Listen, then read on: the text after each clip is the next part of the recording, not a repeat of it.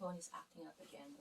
Okay, so you know, the reason why we can identify ourselves or we can define ourselves is because of Christ, because He came down here for. Otherwise, you'll again I other than you being in prison, stoned to death, or I don't know, at that time it's a tooth for a tooth, right?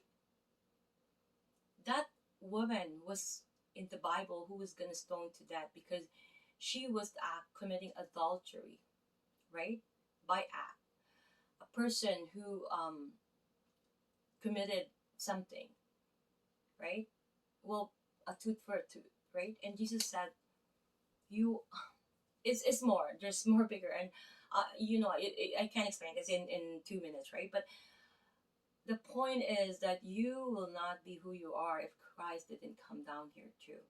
He saved us from that scenario. In plain words, like again, I'm saying this in a very ignorant, foolish way of saying it.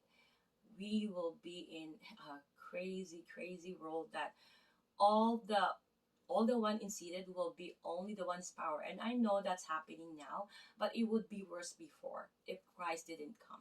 If Christ didn't came. My grammar, my bad grammar. But if that was happening before, people will just utter in prayer, people were just, doing it out of obligation, out of fear, because they wanted to survive, they wanted to, not be killed, not be stoned to death. And it was like like always in a tense mode. And God said, you know what, I'm just saying this, I don't know, right? But this is based on the Bible, right? In his, like, fatherly approach, like, these are my children, I'm not gonna let them fall into the darkness. I have to save them. And how is he gonna do that? He's gonna talk to everybody. Like, he has to be God, right? He can't be, imagine you hear a voice, you don't know, it could be a devil. Like, he can't do that. And the only way, and we questioning how his ways to send us to be saved is ridiculous too. Like, he sent his son for us to be saved. And that son is Jesus Christ. And he did showed everything that we needed to do. The book, the Bible, the scripture is not a request. He's not requesting us to be, a request a friend, or just like, on media, right? It is an obligation for us to follow these rules. No rules, you're not going to be able to live life. You're not going to be able to see him. You're going to be somewhere because you didn't. It's about surrendering a full belief that Jesus came down here, and he rose again because that's what he's supposed to do, and seated at the right hand of God. It's written in the scripture. What part of that don't you guys understand?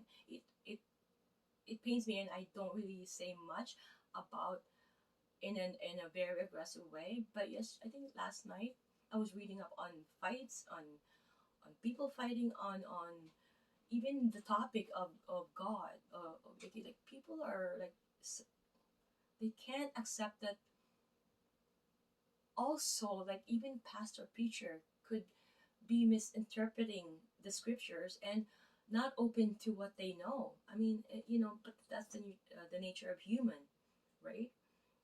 But again, do not believe with anything I say. Please look at your scripture, look at the book, look at the only book. Do not waste your time on anything else right now, especially now. We don't know what's happening. We do not know. Please put your time in the most appropriate place. God's been trying to reach out already for, like, I don't know, thousands of years, right? And sometimes the only way to reach out to his children is by putting some punishment. And you don't want God to punish us, right? You really don't want. So if this pandemic is a punish, or whether it's not, I don't know. I don't know either. But what if it is, right? Why don't you think that we should put priority now in reading the Bible as opposed to, I don't know, whatever you're prioritizing? I'm not saying it's you. I'm victim of it too. I work and work hard and thinking that's the way. That's not the way either. You need to put God first. And knowing Jesus, knowing how he lived, knowing how his examples, knowing how he wants you to live is what the Bible is about.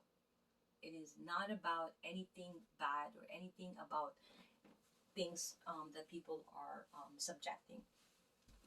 Again, I went over.